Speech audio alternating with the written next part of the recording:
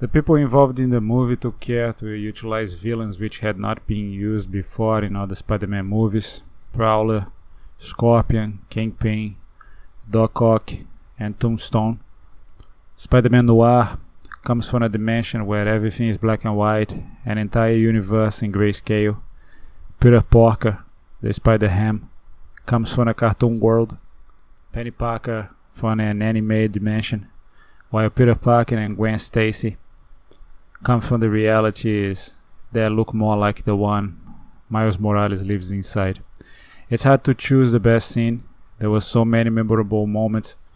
The fighting scenes, Miles learning about his powers, the training montage, the police chase, and then the Doc Ock chase through the trees, the last fight. There is a plot issue in the idea that the villains were able to come up with a device that can create dimensional gates to other realities.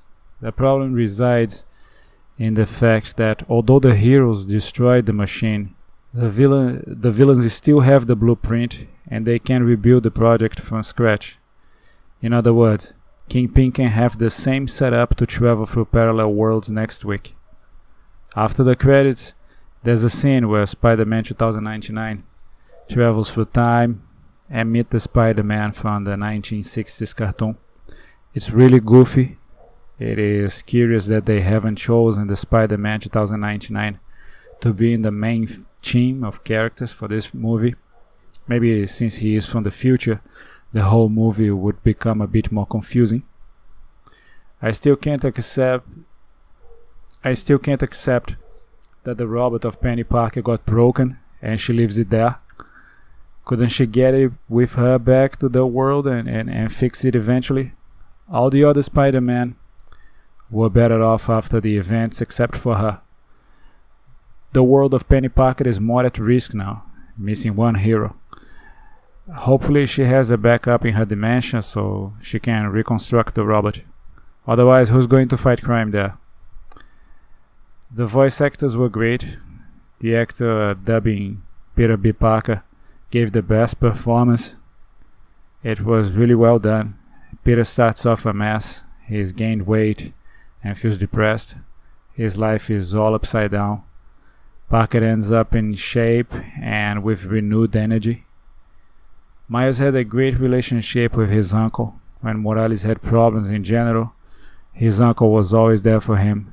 The moment he finds out his uncle was the Prowler was a really nice plot twist. Things scale when his uncle gets shot by the Kingpin. Spider-Man from all the Spider-Verse have one thing in common. They are all connected by this sort of events where somebody close to them passes away. Miles' father did not like Spider-Man at all, but when he discovers his own son is one of the Spider-Man, he has to reevaluate his way of thinking. It was nice to see this transformation in the relationship between father and son. The movie is very unique, both in animation style and in narrative. There are a lot of movies about parallel universes, other dimensions, quantum physics, and so on. This movie tries to stand out from the others and is very successful at it. The way the secondary characters were introduced, the visuals, the dialogues, the motivations were all very convincing. The parts meant to be funny were really funny. The parts meant to take your breath away really took your breath away. Wilson Fisk wasn't playing around in this movie. He didn't hesitate to kill if the opportunity was there. The evil presence of the villain was really felt in this film. The characters keep glitching the whole time, which makes the scenes very unpredictable. Glitching is definitely a very nice plot device. Peter Parker, the Spider-Ham, is responsible for some of the funniest jokes in the movie. Just the presence of these characters is enough to make the scenes fun to watch.